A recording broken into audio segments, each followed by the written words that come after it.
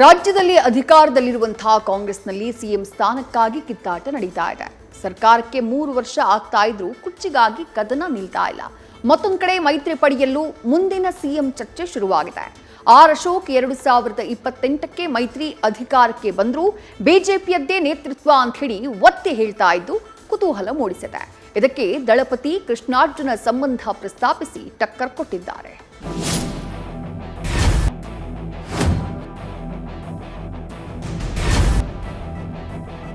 BJP ನೇತೃತ್ವದ ಸರ್ಕಾರ ಕರ್ನಾಟಕದಲ್ಲಿ ಬರ್ತದೆ, ಪ್ರಶ್ನೆನೇ ಇಲ್ಲ. ಈವನ್ ಬೆಂಗಳೂರು ನಗರಕ್ಕೂ ಒಳ್ಳೆಯದಾಗಬೇಕು ಅಂದರೆ JDS ಅನಿವಾರ್ಯ. ಬಿಜೆಪಿ ಆಶೀರ್ವಾದ ಇದ್ದರೆ ನಾನು ಕೂಡ ಆಗ್ಬೋದು. ಮುಖ್ಯಮಂತ್ರಿ ಈಗಾಗಲೇ 2 ಬಾರಿ ಆಗೋಗಿದ್ದೀನಿ. 3ನೇ ಬಾರಿ ಆಗಬೇಕು ಅಂದ್ರೆ ಅದೇನು ನನ್ನ ಕೈಲಿಲ್ಲ, ರಾಜ್ಯದ ಜನ ಭಗವಂತ. ಈಗ ನಾವು ಅಧಿಕಾರಕ್ಕೆ ಬರೋವಂಥದ್ದು ಮುಖ್ಯ, ಮುಖ್ಯಮಂತ್ರಿ ಯಾರಾಗ್ತಾರೆ ಅನ್ನೋದು ಮುಖ್ಯ ಅಲ್ಲ. ಈಗ ಕೂಸು ಹುಟ್ಟುವ ಮುನ್ನ ಕುಲಾವಿ ಹೊಲಿಸಲು ಮುಂದಾದ ಮೈತ್ರಿ ಪಡೆ. ಬಿಜೆಪಿ ಮತ್ತು ಜೆಡಿಎಸ್ ನಡುವೆ ತಾರಕಕ್ಕೇರಿದ ಮುಂದಿನ ಸಿಎಂ ಚರ್ಚೆ. ಕರ್ನಾಟಕದಲ್ಲಿ ವಿಧಾನಸಭೆ ಚುನಾವಣೆಗೆ ಇನ್ನೂ 2 ವರ್ಷ ಟೈಮ್ ಇದ್ದು ಮೈತ್ರಿ ಈಗಿನಿಂದಲೇ ಕರ್ನಾಟಕ ಮತ ಕುರುಕ್ಷೇತ್ರಕ್ಕೆ ಸಿದ್ಧತೆ ಆರಂಭಿಸಿದೆ. ಒಂದೆಡೆ ಗ್ಯಾರಂಟಿ ಯೋಜನೆಗಳ ಮೂಲಕ ಭರ್ಜರಿ ಬಹುಮತದೊಂದಿಗೆ ಆಡಳಿತ ನಡೆಸುತ್ತಿರುವ ಕಾಂಗ್ರೆಸ್ನಲ್ಲಿ ಉಳಿದ 2 ವರ್ಷಕ್ಕೆ ಸಿಎಂ ಸ್ಥಾನಕ್ಕಾಗಿ ಸಿದ್ದರಾಮಯ್ಯ ಮತ್ತು ಡಿಕೆಶಿ ನಡುವೆ ಪೈಪೋಟಿ ನಡೆಯುತ್ತಿದೆ. ಮತ್ತೊಂದೆಡೆ ದೋಸ್ತಿಗಳಾದ ಬಿಜೆಪಿ ಮತ್ತು ಜೆಡಿಎಸ್ ಕೂಸು ಹುಟ್ಟೋದಕ್ಕೂ ಮೊದಲೇ ಕುಲಾವಿ ಹೊಲಿಸಲು ಅಂದ್ರೆ ಸಿಎಂ ಹುದ್ದೆ ವಿಚಾರವಾಗಿ ಚರ್ಚೆ ಶುರು ಮಾಡಿದ್ದಾರೆ.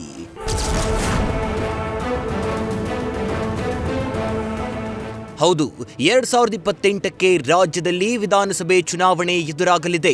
2028ಕ್ಕೆ ಕರುನಾಡ ದಳಪತಿ HD ಕುಮಾರಸ್ವಾಮಿಯವರೇ NDA ಮುಖ್ಯಮಂತ್ರಿ ಅಭ್ಯರ್ಥಿ ಎಂಬ ಚರ್ಚೆ ರಾಜ್ಯ ರಾಜಕೀಯ ವಲಯದಲ್ಲಿ ಜೋರಾಗಿ ನಡೆಯುತ್ತಿದೆ.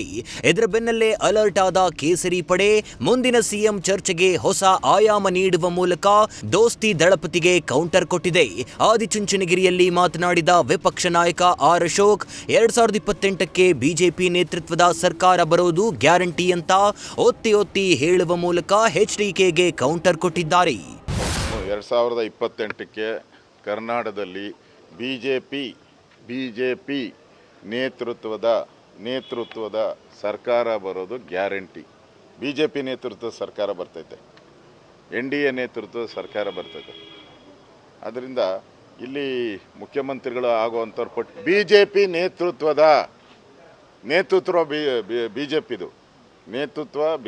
ಬಿಜೆಪಿ ನೇತೃತ್ವದ ಸರ್ಕಾರ ಕರ್ನಾಟಕದಲ್ಲಿ ಬರುತ್ತೆ.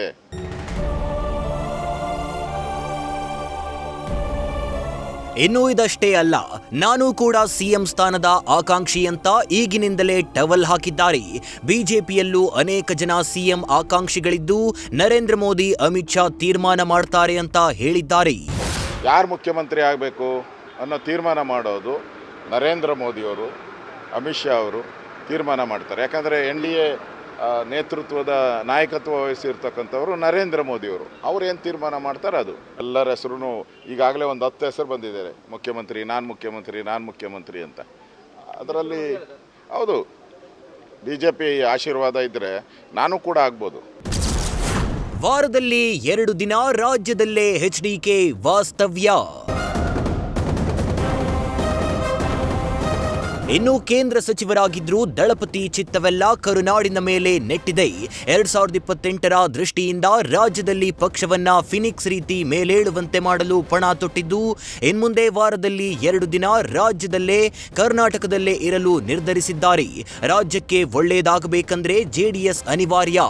ಹೀಗಾಗಿ ಪಕ್ಷಕ್ಕೆ ಕೆಲಸ ಮಾಡುವಂತೆ ಕಾರ್ಯಕರ್ತರನ್ನ ಹುರಿದುಂಬಿಸಿದ್ದಾರೆ. ಇದರ ಜೊತೆಗೆ ರಾಜ್ಯದ ಭವಿಷ್ಯಕ್ಕಾಗಿ ಸಿದ್ಧರಾಗಿ ಅಂತ ಮಹಿಳೆಯರಿಗೂ ದಳಪತಿ ಕರೆ ಕೊಟ್ಟಿದ್ದಾರೆ. ನಾನು ಹಲವಾರು ಬಾರಿ ಬರ್ತೀನಿ. 20ನೇ ತಾರೀಕು ಮೇಲೆ ವಾರದಲ್ಲಿ 1 ದಿವಸ 2 ದಿವಸ ನಾನು ಕರ್ನಾಟಕದಲ್ಲೇ ಇರ್ತೀನಿ. ಇನ್ನು ಚುನಾವಣಾ ವರ್ಷ ಪ್ರಾರಂಭ ಆಗ್ತದೆ. ನಾನು ಡೆಲ್ಲಿಲಿ ಕೂತ್ಕೊಂಡು ಇಡೀ ದೇಶ ನೋಡೋಕೆ ಹೋಗಿ ಕರ್ನಾಟಕ ಮೊದಲು ನಮ್ಮ ಕರ್ಮಭೂಮಿ, ಇದನ್ನು ಸರಿಪಡಿಸಬೇಕು ಅನ್ನೋ ದೃಷ್ಟಿಯಿಂದ ಬರ್ತಿದ್ದೀನಿ. ಮುಖ್ಯಮಂತ್ರಿ ಈಗಾಗಲೇ 2 ಬಾರಿ ಆಗೋಗಿದ್ದೀನಿ. 3ನೇ ಬಾರಿ ಆಗಬೇಕು ಅಂದ್ರೆ ಅದೇನು ನನ್ನ ಕೈಲಿಲ್ಲ, ರಾಜ್ಯದ ಜನ ಭಗವಂತ. ಆದರೆ ನನ್ನ ಕರ್ತವ್ಯ ನಾನು ಮಾಡಬೇಕಲ್ಲ. ಇದೆಯಲ್ಲ, ಕೃಷ್ಣ ಅರ್ಜುನನಿಗೆ ಹೇಳ್ತಾನೆ, ನಿನ್ನ ಕೆಲಸ ನೀನು ಮಾಡು, ಫಲಾಫಲ ಇರೋ ತನಕ ನಿನ್ನ ಕರ್ಮ ದೇವ್ರಿಗೆ ಬಿಡು ಅಂತ ಹೇಳಿ. ಇವತ್ತು ಈ ರಾಜ್ಯಕ್ಕೆ ಏನಾದರೂ ಒಳ್ಳೆಯದಾಗಬೇಕು ಅಂದರೆ ಅದು ಬರೀ ಹಳ್ಳಿಗಲ್ಲ, ಈವನ್ ಬೆಂಗಳೂರು ನಗರಕ್ಕೂ ಒಳ್ಳೆಯದಾಗಬೇಕು ಅಂದರೆ JDS ಅನಿವಾರ್ಯ ಈ ದೇಶಕ್ಕೆ ಇರಾಕಿ ಕರ್ನಾಟಕದಲ್ಲಿ.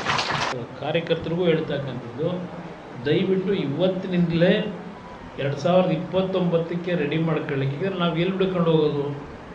ನಾವು ಹುಡ್ಕೋದು ಯಾರೋ MLA ಮಗನೋ, ಈಗ ನಾನು ಹೆಂಡ್ತಿನ MLA ಮಾಡೋದಲ್ಲ 2 ಸಲ, ಆ ರೀತಿ ಹುಡ್ಕೊಂಡು ಹೋದರೆ ನೀವು ದುಡಿಮೆ ಮಾಡಿ ಏನು ಉಪಯೋಗ?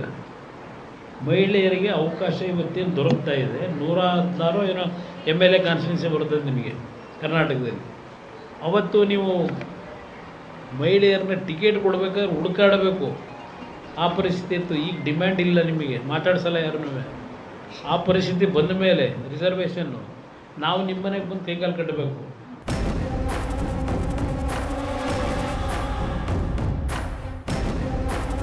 ಅದೇನೇ ಇರಲಿ, ಕರ್ನಾಟಕದಲ್ಲಿ ವಿಧಾನಸಭಾ ಚುನಾವಣೆಗೆ 2 ವರ್ಷ ಬಾಕಿ ಇರುವಾಗಲೇ ರಾಜಕೀಯ ಪಕ್ಷಗಳು ಕಸರತ್ತಾರಂಭಿಸಿವೆ. ಅದರಲ್ಲೂ ಮೈತ್ರಿ ಪಡೆಯಲ್ಲಿ ಮುಂದಿನ CM ಚರ್ಚೆ ಕೂಡ ಶುರುವಾಗಿದ್ದು, ಅಧಿಕಾರಕ್ಕೆ ಯಾರು ಬರ್ತಾರೆ ಅನ್ನೋದನ್ನ ಕಾದು ನೋಡಬೇಕಿದೆ. News first bureau.